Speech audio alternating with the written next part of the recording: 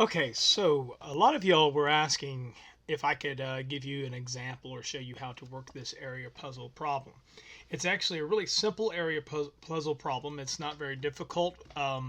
It's got some basic solutions. I'm going to show you the easiest way that I come up with, and also one of your fellow students came up with this way as well, to be able to solve for this.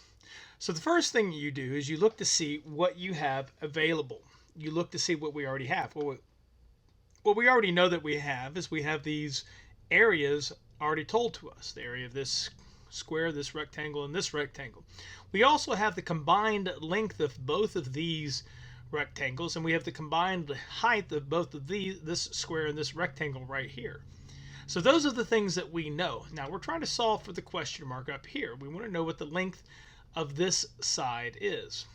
And that's what we're going to try and solve for. So the first thing we have to ask ourselves, what is the formula that we're primarily going to be able to use? Well, that is the formula. It goes like this. It is length times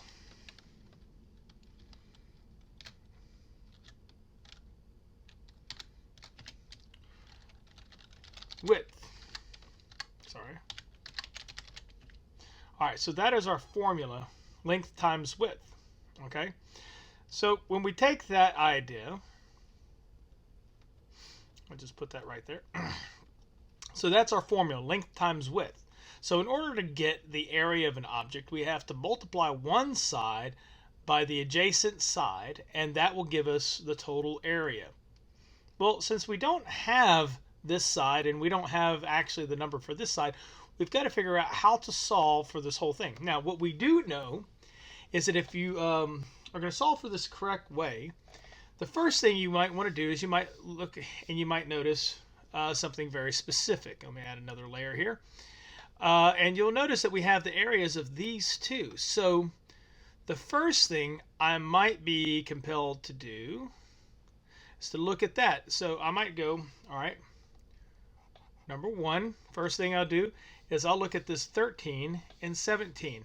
So let's go ahead and combine those two areas together to get a total area for that entire, like make that one big rectangle. So we're going to go 13 plus 17. All right, what is 13 plus 17? Well, if you go 1 and 1 is 20, 17, 27, and that equals 30. Okay, so that's 30 inches squared. That is solving and combining these two areas. So now we have already gotten to half of the problem right here. So we know that these two areas combine to equal 30 inches squared. We also know the full length of that rectangle. And since we know one length, and we know that if we multiply this length times this height, we will get 30 to get, for both of these rectangles together.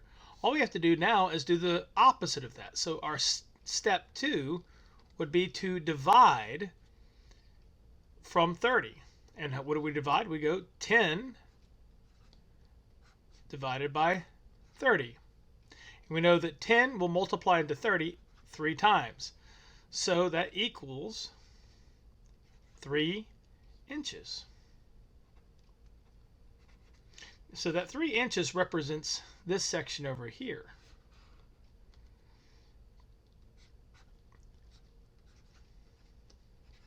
So now we solve for this.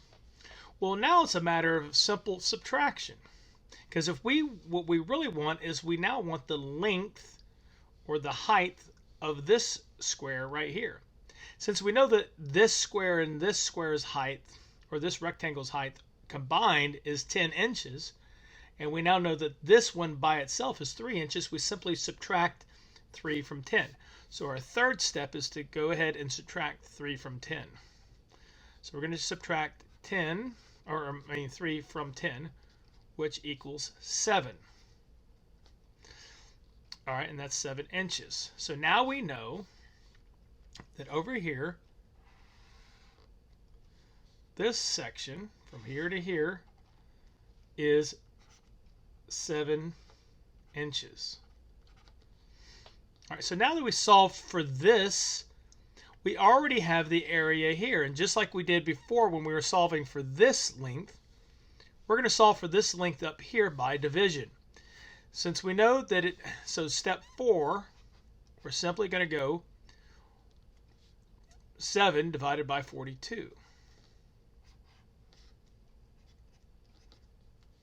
Okay, and then we know that 7 will go into 42 6 times. So our answer actually comes out to be 6 inches. And that is the answer for this problem right here. So 6 inches is your final answer. I hope this helped you and gives you a better understanding of how to approach these area problems.